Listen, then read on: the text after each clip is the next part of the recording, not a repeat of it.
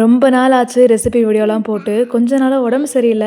So சீக்கிரமா ready ஆயிட்டு உங்களுக்கு டெய்லியும் நல்ல நல்ல ரெசிபியா போடுறதுக்கு நான் பிளான் பண்ணிட்டுருக்கேன். இந்த வீடியோ வந்து 2 நாளைக்கு முன்னாடி ஷூட் பண்ணது. எப்ப சப்பாத்தி போட்டாலும் என் கூட ஹெல்ப் பண்றேன்னு சொல்லிட்டு அவனும் வந்து நின்னுப்பான். ஸோ அன்னைக்கு வந்து நான் சப்பாத்தியும் பன்னீர் பட்டர் மசாலாவும் தான் பண்ணியிருந்தேன். ரொம்பவே சூப்பரா இருந்துச்சு. நான் அந்த ரெசிபி வீடியோ ஆல்ரெடி நான் போஸ்ட் பண்ணியிருக்கேன். மறக்காம பாருங்க. அன்னைக்கு காய்கறி மார்க்கெட்டுங்கிறதால நான் கிளம்பி போயிட்டேன் நல்லா சாப்பிட்டுட்டு. ஸோ ஒரு வாரத்துக்கு தேவையான காயை நான் மொத்தமா வாங்கி வச்சுருவேன். இந்த ஒரு வாரத்துக்கு ஒரு தடவை காய் வாங்குறது வந்து நாங்கள் சின்ன வயசுலேருந்தே எங்கள் அம்மா பழக்கப்படுத்தின விஷயம். நடுவில் வந்து சேஞ்ச் ஆச்சு. ஸோ மறுபடியும் இதுவே கண்டினியூ ஆகிட்டுருக்கு. வாங்கின வெங்காயத்தில் பாதி எல்லாமே கூடையிலே விழுந்துருச்சு. அதனால தான் அந்த ரியாக்ஷன். அண்ட் ரொம்ப நாள் கழிச்சு நம்ம மொரிஷியஸில் நல்ல மழை பெஞ்சுது. அதை தான் என் பையன் என்ஜாய் பண்ணிகிட்டு இருக்கான்.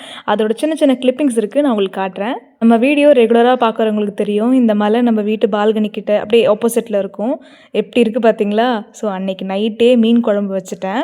மார்க்கெட் போயிருந்தேன்னு சொன்னேன் இல்லையா? ஸோ மீன் குழம்பு வச்சுட்டேன். ஸோ அடுத்த நாள் காலையில் சாப்பிட்டா அமிர்த மாதிரி இருக்கும்ல, அதனால தான். இப்போ தான் நம்ம சேனலை நீங்கள் ஃபஸ்ட் டைம் பார்க்குறீங்கன்னா இந்த மாதிரி மோர் வீடியோஸ்க்கு நம்ம சேனலை சப்ஸ்கிரைப் பண்ணிடுங்க.